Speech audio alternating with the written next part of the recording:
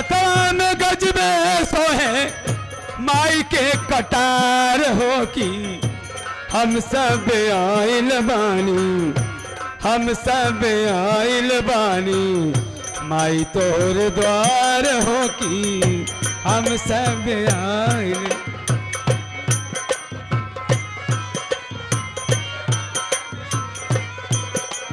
ठुकरा के मेरे प्यार को, ठुकरा के मेरे प्यार को तुमने बुरा किया, ठुकरा के मेरे प्यार को।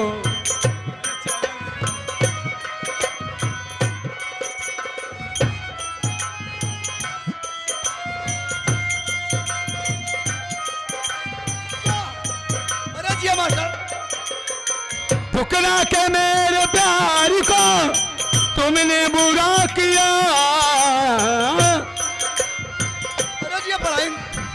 तुमने बुरा किया। दो दिल से नाता जोड़ के,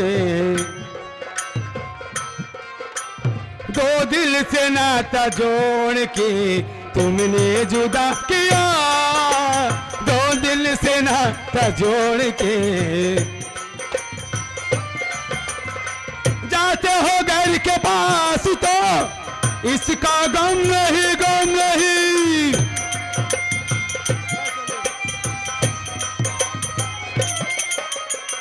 जाते हो घर के पास तो इसका गम नहीं मेरे, लेकिन हमारे बारे में, लेकिन हमारे बारे में क्या।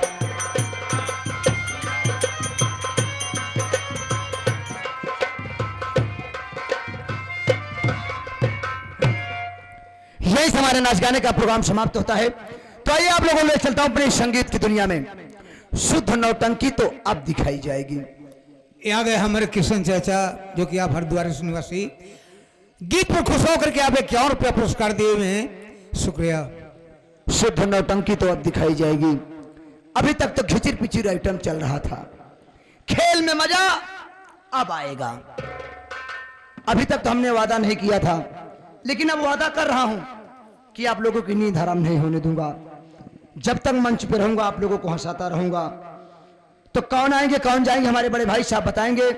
हम आप लोगों से मिलेंगे छोटे से ब्रेक के बाद। दोस्तों ये जिला रीवा है,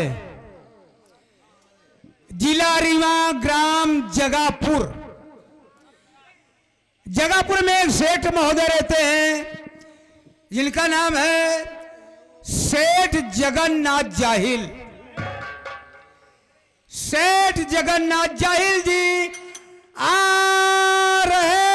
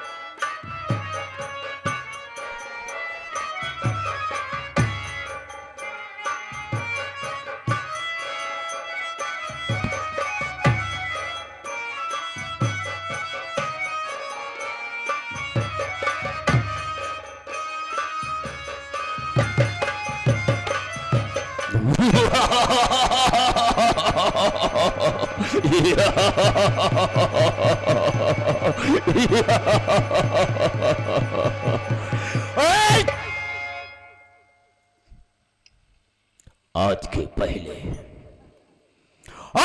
जब आया करता था तो यहां पर तमाम चपरासी रहा करते थे, लेकिन आज कोई नहीं दिखाई दे रहा है।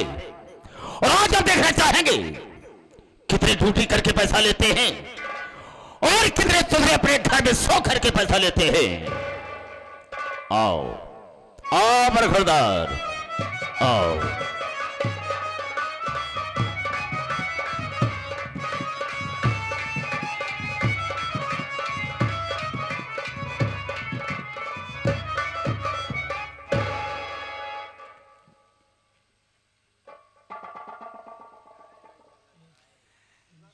देरी हो गई।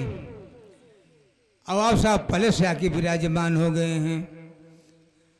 बहुत डर लगा था बाबू, ये बहुत खूंखार आदमी बा। बातें बाबू गोली चार्ज करते था, हमका कई दाई मार डाया है भाई। कईयों मर्तबा हम मर चुका है। फर्क कितना रहा जब मर जाए, जब भगवान किया जाए ना हुआ जवन भगवान राय हमारा संपर्की निकल जाए। पहले हमारा उनका न्योता हकारी होत रहा ना, लेकिन तनिक तनिक बाद में टिन्न पुनः हमारा दुआरे छोड़ दे। लेकिन मानदान हमारो तो नहीं बना बा। अगर भूले भड़के कभो दुआरे पहुंच जाई थी ना तो छूछ लोटा पानी लेके जरूर दौड़ा थी। मिलब देखा का होता। सितारे हिंद का रुतबा रहे सरकार को वाला, हमेशा खुश नजर बख्शे मेहरबानी का ताला। ए नाजीज गुलाम वफादारी का सबक सीखा है, ए हाथ है जिससे आपका नमक खाया है। क्या हुमूक है सरकार, घर भागने की कोशिश किया तो एक कदम पे गोली और दो कदम पे दो गोली और तीन कदम पे लाखों के बौछार कर दूंगा।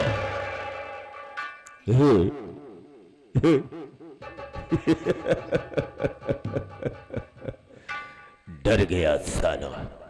ना डरने का नहीं, जो डर गया सो मर गया।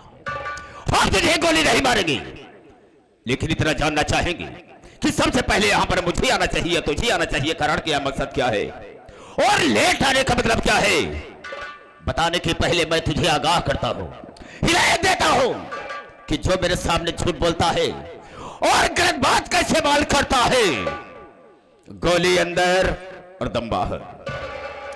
जितनी बात बताना बेटा मुझसे बिल्कुल सही बताना। झूठ बोलबा न कर बाबू। जब आप पोछाता हैं सबको साले इधर से बैठा हो, लेकिन तुझे बट की तरफ से मारूंगा तो खोपड़े का ढक्कन खुलकर बाहर गिर जाएगा। मैंने तुझसे पूछा कि लेट आने का मतलब क्या है। लेट के काहे आए बाबू, बताओ। उठाकर फेंक दूंगा साले 5 फीट ऊपर चले जाओ कुत्ते की औलाद। मैं पूछ रहा हूं कि लेट आने का मतलब क्या है। देर काहे हुई, हाँ आप तशरीफ रखें, ठीक है। हम बताए दे। का बताओ भाई, कह रही है मारे जरूर मारे। बाबू आप समुंदर आए देखा। क्या बोला बे, समझदार कहा जाता है, अगर नहीं आता तो मत बोला कर। आप समझदार हैं बाबू, हाँ बड़ मानुस हैं आप। हम बड़ मानुस है साले, हम भालू नहीं, आप पहले आप बड़ मानुस का पहले मतलब क्या होता है। हम बता रहे हैं साहब। क्या बता रहा है। बड़ माने बड़ा, मानुस माने आदमी। बड़ मानुस, हमने बड़ मानुस तो कहा नहीं आपको।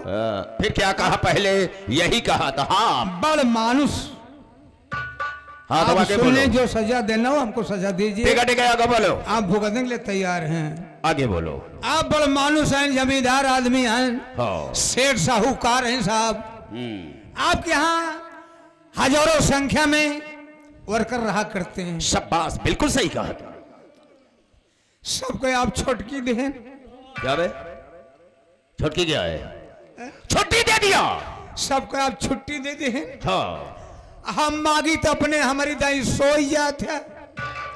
ये कहते सेठ जी हम को दे, क्या बे? हम हक तो देबे नहीं करता। क्या कहता हूँ?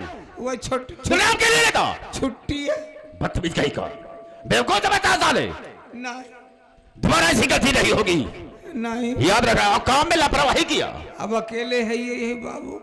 अगर अंदर करी थे अंदर ही रहा था और बहरे करी थी तो बहरे ही रहा था। क्या रहता है कमवा बाबू अगर अंदर चला जाए काम कर खाते अंदर वाला हाँ, काम तो ऐसा है। बोला जाता है अंदर का काम करता हो तो अंदर का काम होता है बाहर काम करता हो बाहर का अब काम बहरे होता है। करी तो बहरे ही हो ठीक है बहरे ही हो बाबू। बस करो समझ गया 2 मिनट के बैठ जाओ हम भाइयों से कुछ बात करना चाहेंगे आप बतिया ले हम बैठ जाते ठीक है मेरे दोस्तों मेरे साथियों एवं माता और बहनों ये नासिर गुलाम मास्टर दुर्गेश पांडे का परिवार आप सबका हार्दिक स्वागत करता है। साथियों आप सब जमीन पर बैठे हैं दोस्तों एक जमींदार की हैसियत से हैं और हम सब इस चौके पर हैं एक चौकीदार की हैसियत से हैं। हम सबका परम कर्तव्य होता है आप सबकी सेवा करना। आप लोग कोमल कोमल कदमों को कष्ट देते हुए और अनमोल नींद को खोते हुए ये हमारे मास्टर दुर्गेश पांडे की पार्टी को देखने के लिए आए। वैसे दोस्तों रात होती है सोने के लिए आराम करने के लिए लेकिन आप सब अपने नींद हराम करके बैठे हैं तो वैसे तो नहीं कह सकता हूं वादा तो नहीं करूंगा लेकिन मैं आशा करूंगा कि आप सबकी नींद हराम नहीं होगी। लेकिन दोस्तों आप सबका शांति का सहयोग हम लोगों की सफलता होगी। ज्यादा न कह करके हम अपने वार्ता को यह पर विराम देते हैं और कहानी पर आते हैं। तो सबसे पहले मैं अपना परिचय बता देना ज्यादा बेहतर एवं मुनासिब समझता हूं। राता चलने वालों को राता का नाम है और सब भाइयों के कदमों में मेरा प्रणाम है। गुनाह से तौबा खेल निकालू और सिला जमी का फाकर पानी निकाल दो। मेरे दिल में आए तेज समुद्र उछाल दो और चलती हुई जहाज का लंगर संभाल दो। शोहरत है मेरे नाम की इस सारे जहान में और शेरों के छक्के छुड़ते हैं जगन्नाथ जाहिल के नाम से। ये जगन्नाथ जाहिल 420 फॉर 20 हेलो मिस्टर। दोस्तों आप सबसे अपना नाम बता दिया लेकिन मेरा ठिकाना कहां है मैं रहने वाला कहां का हूं। राम शरण खड़े हो जाओ। साथियों जिला रीवा ग्राम जगापुर का रहने वाला हूं। साथियों मेरे परिवार में मेरी धर्मपत्नी है जिसका नाम है पार्वती। हाँ राम शरण। लेकिन राम शरण और पार्वती मेरी बीही औरत रही है। बीही नहीं वो दूसरी औरत है। ये कैसे मतलब ये कि पहली शादी मेरी हुई थी जिला बांदा ग्राम बाबूनगर में। वही का रहने वाला था एक राम लखन की बहन थी जिसका नाम था कविता। हाँ कविता से मेरी शादी तय हो गई और राम लखन ने दहेज में 1 लाख रुपया एक 4 चक्का गाड़ी देने को कहा था। बारात लेकर गया। शादी हो जाने के बाद दहेज देने से मुकर गया इनकार कर दिया। हाँ वो अपनी कुछ मजबूरी बताने लगा कि इस वक्त हम आपको दहेज नहीं दे सकते हैं लेकिन हाँ हम इतना वादा करेंगे कि आप मेरी बहन कविता को लेकर अपने घर जाएं। हम आपका दहेज आपके घर तक पहुंचा देंगे। ईमानदार था। मैंने उसकी मजबूरी को समझा और कविता को लेकर अपने घर आया। काफी समय बीतने के बाद कविता ने एक बच्चे का जन्म भी दिया और मैं सोच रहा था कि इतना समय हो गया लेकिन वो राम लखन अभी तक हमारे यहाँ दिखाई नहीं दिया। पहली पत्नी कविता से एक बच्चा संपन्न। हाँ राम शरण उस बच्चे का नाम मैंने बहुत प्यार से रखा है कंसराज। अरे वाह कंसराज। हाँ राम शरण जिस तरह से मेरा नाम है उसी तरह से उसका भी नाम चुन करके मैंने कंसराज रखा है। राम शरण बैठा था और अपने दिल में सोच रहा था कि उसने वादा किया था कि आप मेरी बहन को लेकर जाएं हम आपका दहेज पहुंचा देंगे। लेकिन कविता तो एक बच्चे की मां भी बन गई लेकिन अभी तक वो ससुरा ना तो मेरा दहेज पहुंचाया और ना ही अपना मुंह दिखाया। रामचंद्र मुझे गुस्सा आ गया उठाया मिट्टी का तेल और उसके ऊपर छिड़क करके मैंने उसे आग लगा दिया। वो बेचारी जलकर राख हो गई। पहली पत्नी कविता आपकी खत्म हो गई। खराब सर, वो बेचारी जलकर राख हो गई। मैंने अपने दिल में सोचा कि मेरा बच्चा कंसराज बहुत छोटा है, इसे मां की जरूरत है, मैं तो इसका पालन पोषण कर नहीं सकता। नहीं। तब मैंने पार्वती से शादी किया उसकी परवरिश करने के लिए। रामचरण पार्वती जब मेरे घर में आई तो हमारे बच्चे की अच्छी तरह से देखभाल करने लगी। अब मेरा बच्चा धीरे धीरे से आना होने लगा। वाह।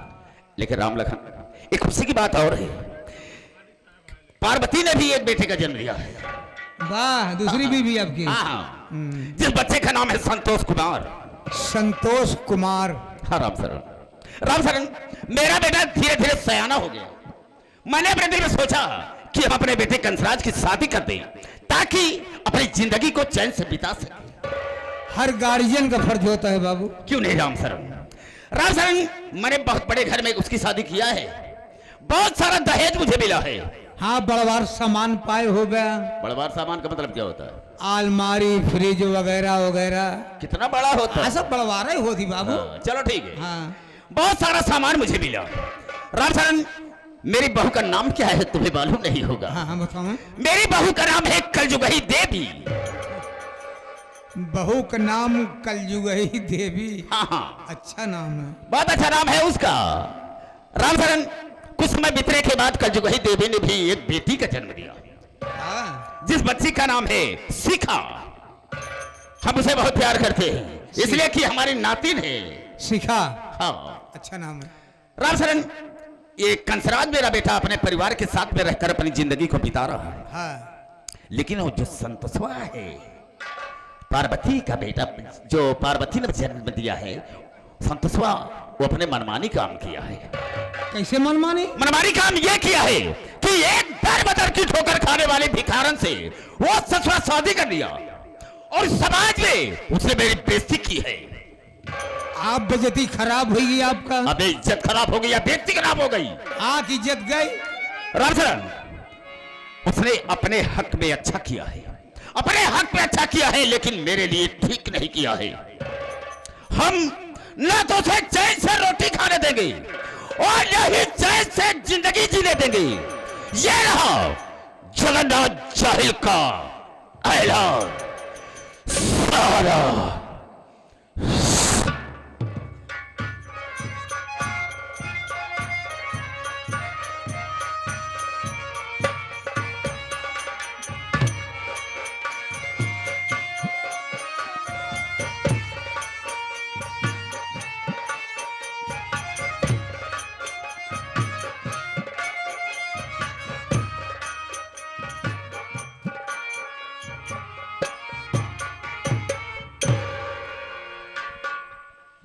माननीय श्री बारात मालिक, घर मालिक, बाराती भाई, घराती भाई और दूर दराज से आए हुए नौटंकी कला के समस्त प्रेमी भाइयों को सगुन स्वर संगीत पार्टी की ओर से प्यार भरा नमस्कार। साथ ही साथ साथियों, आप लोग मेरा संगीतीय परिचय लीजिए। साथियों, मेरा नाम शेखर कुमार है। मेरा नाम शेखर कुमार है और मैं शहर कानपुर का रहने वाला हूं। लेकिन साथियों, इस दुनिया में मैं अनाथ हूं। इस दुनिया में मैं अनाथ हूं। लेकिन एक वक्त था, एक समय था कि इस दुनिया में मेरा भी एक हंसता खेलता परिवार था। घर में मेरे बाबूजी थे जिनका नाम श्री कन्हई राम था।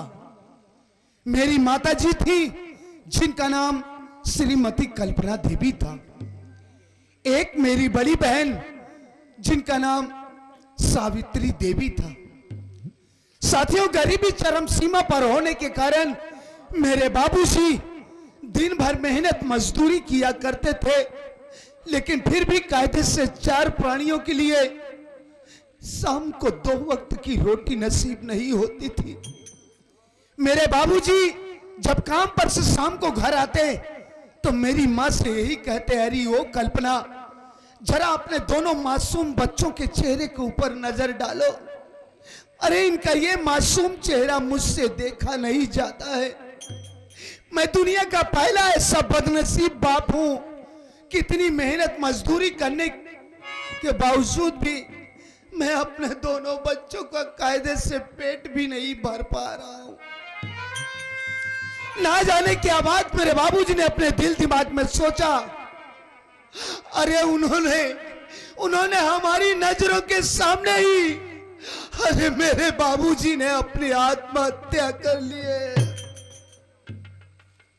यह दृश्य देखकर मेरी मां तो अवाक रह गई, दौड़कर बाबूजी की लाश से लिपट कर रोने लगी और अचानक उन्हें भी हार्ट अटैक आया और मेरी मां भी यह दुनिया छोड़कर हमेशा के लिए चली गई। मैं और मेरी बहन सावित्री बाबूजी और मां की लाश से लिपट कर रोते रहे। अचानक मेरी दीदी ने ना जाने क्या अपने दिमाग में सोचा और वो भी मुझे वही तरह अकेला रोता बिलखता हुआ छोड़कर ना जाने कहां चली गई। मैं अकेला 10 वर्ष का नन्हा बालक बाबूजी और मां की लाश से लिपट कर रोता रहा। गांव वालों ने मुझे समझाया कि बेटा शेखर कुमार, इस दुनिया में जो कोई आया है उसे एक न एक दिन जाना ही पड़ेगा बेटा, सब्र से काम ले। अभी ये गांव वाले हैं, हम तेरी सहायता करेंगे। मैंने गांव वालों की सहायता से किसी तरह अपने बाबूजी अपनी मां का दाह संस्कार किया। उसके बाद गांव वालों के साथ जाकर शहर में मेहनत मजदूरी करने लगा, ईंटे गारे का काम करने लगा। जब गांव के बच्चों को स्कूल जाता देखता तो मेरे दिल में भी यही बात आती कि काश अगर इस दुनिया में बाबूजी और मां जिंदा होते तो मैं भी अन्य बच्चों की तरह स्कूल पढ़ने के लिए जाता। गांव वालों ने कहा, अरे बेटा शेखर कुमार, तू रोता काहे को है रे? अरे तेरे माँ बाप इस दुनिया में नहीं है तो क्या हुआ, अभी तो हम लोग हैं, हम तुझे पढ़ाएंगे। गांव वालों ने मेरा दाखिला स्कूल में करवा दिया। साथियों, मैं अपनी पढ़ाई भी जारी रखा, साथ ही साथ मेहनत मजदूरी भी करता रहा। वक्त समय गुजरता गया साथियों, मैं धीरे धीरे सयाना हुआ, यहां तक कि ग्रेजुएशन किया, ग्रेजुएट बना और ना जाने कितने डिपार्टमेंट में मैंने ऑनलाइन ऑफलाइन फॉर्म अप्लाई किया नौकरी के लिए। लेकिन साथी, मेरा नसीब ही ठीक नहीं, आज तक मुझे किसी डिपार्टमेंट में कोई नौकरी नहीं मिली। आप लोग ही सोचिए कि एक पढ़े लिखे नवयुवक के लिए इससे शर्म की और क्या बात हो सकती है कि वो नवयुवक ग्रेजुएशन करने के बावजूद भी शहर में जाकर ईंटे गारे का काम करे। अरे मैं ऐसी बेरोजगारी भी नहीं दुनिया से ऊब गया हूं मालिक। अरे जिस तरीके से तूने मेरे माँ बाप को मुझसे छीन लिया, उसी तरीके से तू भी मुझे इस दुनिया से उठा ले भगवान। हे मालिक, इस दुनिया में किसी को गरीबी ना दे, मौत दे दे प्रभु, पर किसी को बदनसीबी ना दे। अब मैं भी इस दुनिया में जीना नहीं चाहता हूं मालिक, मैं भी मर जाना चाहता हूं। अब मैं इस दुनिया में नहीं जीना चाहता हूं।